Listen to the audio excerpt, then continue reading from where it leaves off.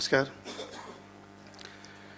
मैं सीधे मुद्दे पे बात करना चाहता हूँ। जैसे जो विषय है, जब मैं 21 साल पहले जर्नलिज्म में आया था या 22 साल पहले, तब भी जो मेरे सीनियर्स बोलते थे कि यार पत्रकारिता का बहुत संकट काल चल रहा है, 22 साल पहले, और आज भी वो विषय हमारे सामने है। इसका जो पहला शब्द है वो है जो चुनौती को लेकर है। उसमें अगर मैं इसको एक लाइन में समेटने की कोशिश करूँ तो मुझे केदार जी की कविता याद आती है कि चुप्पियाँ बढ़ती जा रही हैं उन सारी जगहों पर जहां बोलना जरूरी था। ये एक चेहरा है। लेकिन जो आज की जो पत्रकारिता है वो एक रोमांच और चुनौती के दोनों दौर से गुजर रही है। और व्यक्तिगत तौर पर मुझे ये लगता है कि जो पत्रकारिता है वो एक सांस्कृतिक थकान के दौर से भी गुजर रही है। न्यूज़ रूम के भीतर और बाहर कुछ नया अलग करने की जो बेचैनी है, जो छटपटाहट है, जो जिद है, वो खबरों को हाँपने की स्थिति तक ला चुकी है। और क्योंकि हम सब ने देखा है कि किस चीज़ें, मतलब न्यूज़ रूम में कैसी चीज़ें बदल रही हैं।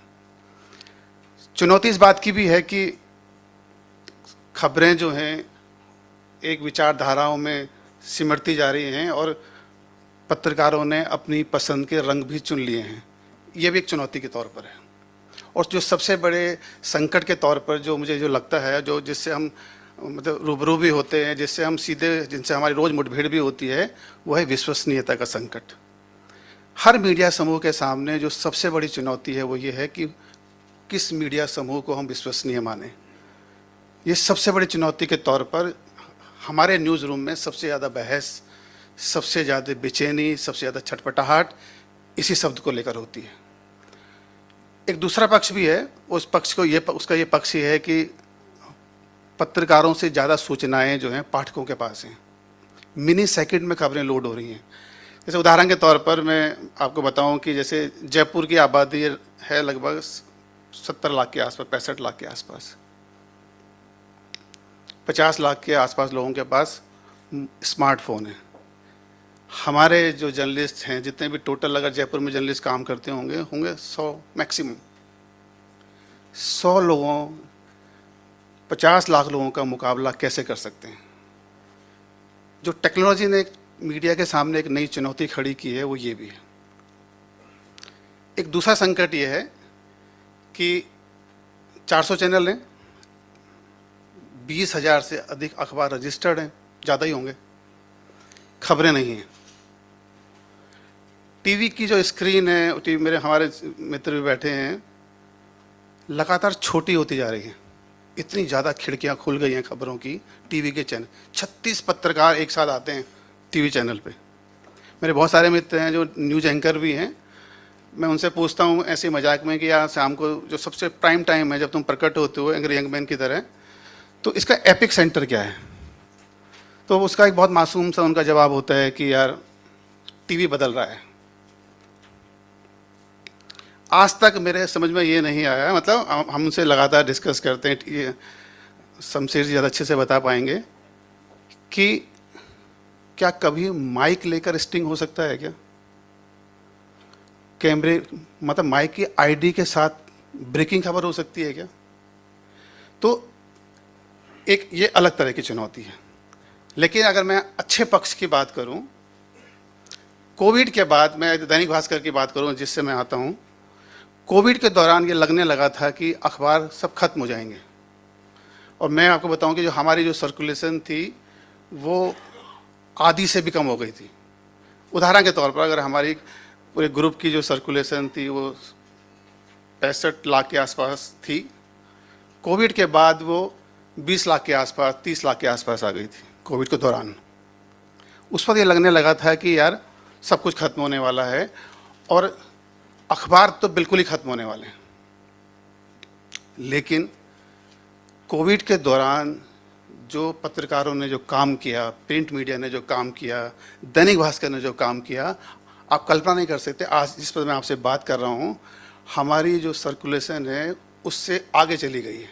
कोविड के पहले से बिफोर कोविड, और बिफोर कोविड में बहुत बड़ा दायरा खड़ा हो गया, सर्कुलेशन और बढ़ गई है।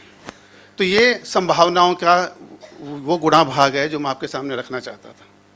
लेकिन चुनौती को लेकर अगर हम बात करें जैसे मैंने कहा कि हम एक सांस्कृतिक थकान के दौर से गुजर रहे हैं, लेकिन अगर क्षेत्रीय मीडिया ही है जो खबरों को बचा रहा है, जो पहला जो शब्द है और जो संभावनाओं का जो शब्द है वो सिर्फ क्षेत्रीय मीडिया में, जितनी भी टीवी चैनलों पर बड़ी खबरें चलती हैं वो जैसलमेर से निकलती हैं, वो उज्जैन से निकलती हैं, वो औरंगाबाद से निकलती हैं, वो बड़ौदा से निकलती हैं, वो जयपुर से निकलती हैं, वो गंगानगर से निकलती हैं।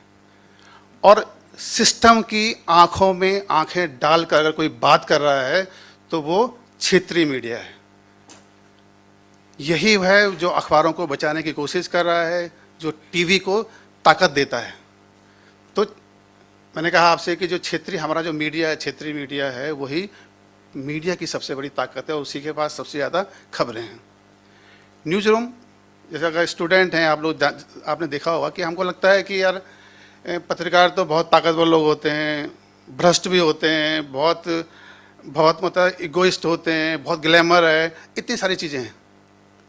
ये एक चेहरा है, लेकिन न्यूज़ रूम का जो आप चेहरा देखेंगे, मुझे टीवी का चैनल न्यूज़ रूम का नहीं पता, लेकिन प्रिंट मीडिया का जो न्यूज़ रूम है वो बहुत पवित्र जगह है। आप कभी आएगा और मैं आप सबको इनवाइट करना चाहता हूँ कि एक बार अगर अखबारों के न्यूज़ रूम में आपको ज़रूर जाना चाहिए। कैसे खबरें, क्योंकि खबरों का जन्म स्थान है वो, खबरें वहाँ कैसे बदलती हैं मैं आप कल्पना भी नहीं कर सकते।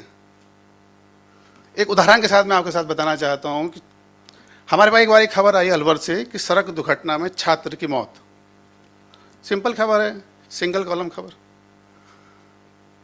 जब आप उस खबर को पढ़ेंगे, और जब उस खबर को मैंने इसलिए बताऊं कि मैं उस खबर का मैं हिस्सा रहा हूं। उस खबर को मैंने पढ़ा तो एक बाइक से जा रहा था लड़का, पीछे से ट्रक ने टक्कर मारी और आगे जाके उसकी मौत हो गई। 3:30 या 2-2:30 बजे का वक्त रहा होगा दिन का। उसके दोस्त उसको हॉस्पिटल ले गए, सिविल हॉस्पिटल अलवर के, और डॉक्टर के पास गए कि यार मृत्यु घोषित कर दिया, क्योंकि अभी तो टाइम बदल गया है कि 5:30 बजे के बाद जो है 6 बजे के बाद पोस्टमार्टम नहीं होते थे। तो वो उन्होंने कहा कि यार थोड़ा दूर रहने वाले, तो उन्होंने कहा कि यार इसका पोस्टमार्टम हमको जल्दी करना, पूरा प्रोसेस कर दीजिए, हम इसको घर ले जाना चाहते हैं। तो डॉक्टर के पास गए, उसने कहा कि यार मुझे मेरे बच्चे का बर्थडे है, मेरा जूनियर आने वाला है, 3-3:30 बजे का वक्त होगा, आप वो पोस्टमार्टम कर देगा। लेकिन जब वो अपने केबिन से बाहर निकल रहा था तो उसने देखा कि उन बच्चों के हाथ में एक सर्दियों का वक्त था, एक जैकेट थी और एक बेल्ट थी। उसको बेल्ट कुछ जानी पहचानी सी लगी, तो उसने कहा कहाँ है डेड बॉडी? तो वो गया तो उसी का बच्चा था वो। आप मतलब सोच सकते हैं ऐसी बेचैनी न्यूज़ रूम में आती है। 2.5 साल का बच्चा डायपर पहना हुआ, रेप, चबाए हुए ओंठ, कुचला हुआ सर। और जब इसलिए कहता हूँ, जब उसको हम हेडलाइन लगाते हैं और जो रिपोर्टर उस खबरों को देखता है उसकी बेचैनी का महसूस नहीं कर सकते। ये है जर्नलिज्म की वो ताकत, प्रिंट मीडिया का वो न्यूज़ रूम, खबरों का वो न्यूज़ रूम जो खबरों को जिंदा रखता है। और जो हेडलाइन होती है हमारे हथियार की तरह होती हैं। गुस्सा बहुत आता है उस वक्त, लेकिन हमारा वो सारा गुस्सा उस हेडलाइन में होता है, और उस हेडलाइन की उस ताकत के साथ होता है कि सुबह 10 मिनट लगते हैं अखबार पढ़ने में आप सब लोगों को, 15 मिनट मैक्सिमम।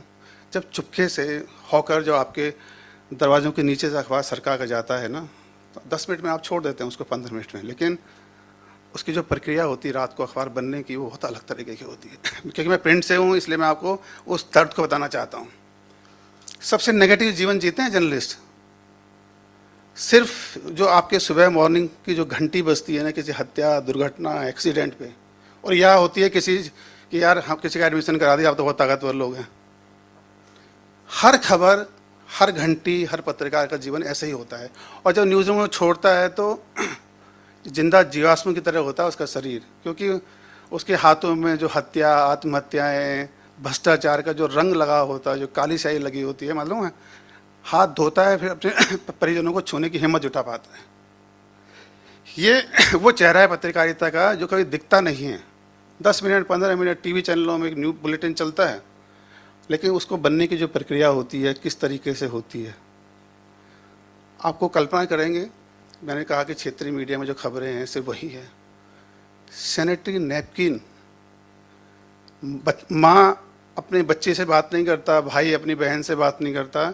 न्यूज़ रूम में ऐसी खबरें डिस्कस होती हैं। आपको मैं एमपी का एक एग्जांपल बताना चाहता हूं कि गांव में सैनिटरी नैपकिन की एक इतनी ज़्यादा दिक्कत है। हमने कई स्टोरियां की थी, अब सरकार ने उसको फ्री कर दिया है, लेकिन 1.5 लाख महिलाएं इन्फेक्शन का शिकार हैं, सिर्फ कपड़े का इस्तेमाल करती हैं। लेकिन दिल्ली के मीडिया से सारी खबरें गायब हैं, मतलब बड़े मीडिया समूहों से। आप कल्पना नहीं कर सकते कि इस राजस्थान सरकार ने अभी ये घोषणा की है कि 25 लाख का बीमा, और सरकार उसकी वाहवाही लूट रही है। दिल्ली लूटता है कि हमने 5 लाख का बीमा हम दे रहे हैं। लेकिन एक सच है, जो बड़ा मीडिया के लोग हैं, जो बड़े पत्रकार हैं, वो इन्हीं खबरों तक सीमित हैं। लेकिन किसी को ये नहीं पता कि आज भी गांव के जो न्यूज़ रूम, जो लेबर रूम है, उनकी हालत कैसी है। अभी हमने एक स्टोरी की थी कुछ दिनों पहले कि अनट्रेंड लोग अभी भी डिलीवरी करा रहे हैं। अनट्रेंड, अभी हमने 10 दिन पहले खबर छापी थी कि जब वो डिलीवरी अनट्रेंड आदमी कराता, धड़ अलग और सर अलग, इस तरीके से उसने बच्चों को बाहर खींचा। और कल्पना कर सकते हैं कि आज भी जो 4th क्लास के जो लोग हैं वो लेबर रूम में डिलीवरी करा रहे हैं। लेकिन ये खबरें मीडिया की, ये वो खबरें जो पत्रकारिता को एक पहचान देती हैं, ताकत देती हैं, अलग करती हैं। आखिर में बस मैं इतना बताना चाहता हूँ कि पत्रकारों का काम जो है ना, शांति के कबूतर उड़ाना नहीं है। और सिस्टम जो ये समझता है कि पत्रकार को कैदी बनाकर रखेगा, लेकिन उसको ये समझना चाहिए कि कैदी कभी वफादार नहीं होता। और माथुर साहब, राजेंद्र माथुर साहब को हमने पढ़ा है, हम मतलब वो कहते थे कि जो पत्रकारिता का जो किला है, सालों से उस किले को गिराने के तूफान चल रहे हैं, लेकिन ये पत्रकारिता का किला कोई गिरता नहीं है, क्योंकि इसकी सारी खिड़कियां खुली हुई हैं। तूफान आते हैं, खुली हुई खिड़कियों से गुजर जाते हैं। बस मैं आपसे बस यही कहना चाहता हूँ कि अच्छे लोकतंत्र के लिए हमारा होना और बचा रहना जरूरी है। Thank you.